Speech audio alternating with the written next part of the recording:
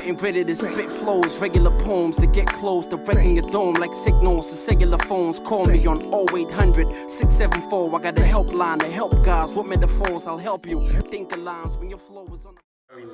Yeah, it's definitely a first, man. My brr and Proverbs. Check it out, yo. The PRO sparking the free with Brenda Fassie. Suddenly the groupies are trying to touch me, yo. Chilling with the dopest vocalist. You know this it, PRO, the dopest kid. Let me tell you, boy, I'm gonna hold you now. I'm gonna take you now. I'm gonna let you know. No, I'm your mama. Yes, check it out, yo. Yes, I'm your mama. Check it out, what? You know what, for I think since 2003, I was a technical producer. That's what I studied, by the way, sound engineering. I was a technical producer for DJ Fresh back at YFM, and every now and again we used to have a feature called The Chair, where we bring on a celebrity and come and ask them some hard-hitting questions. You know, it was very entertaining. And one particular week we had the great Brenda Fassie as a guest on the show.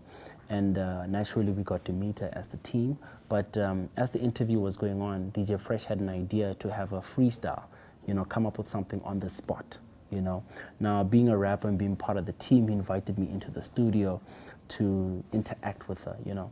And for me, you know, I could never recreate something like that. Well, for starters, because she's no longer with us, her music will forever be, and may she rest in peace. But also because, you know, it was the beginnings of my career, so getting to interact with a legend, being a youngster, you know. First, you know, I was afraid on that day. I was nervous, I was shaking, but I also took my moment and I said, you know, it doesn't matter what comes of this, you know, but just to say I shared a mic and I performed on live radio with a legend like Brenda Fassie, you know, plenty of musicians will never get to say that opportunity. And as a youngster coming up, you know, that was a privilege, that was an honor, you know. Till this day, I will always hold that highly, you know. I wish she had been around to see that, you know, I subsequently released my first album. I am now sitting on my 4th album, which is 2-time Summer nominated. Not to say that I've necessarily gone on to be a mega success, but just to say that that interaction was not necessarily in vain, you know, and that was the beginnings of building who Proverb would ultimately become.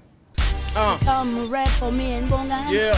We have a studio, we'll record you. And you will be famous. Check it out.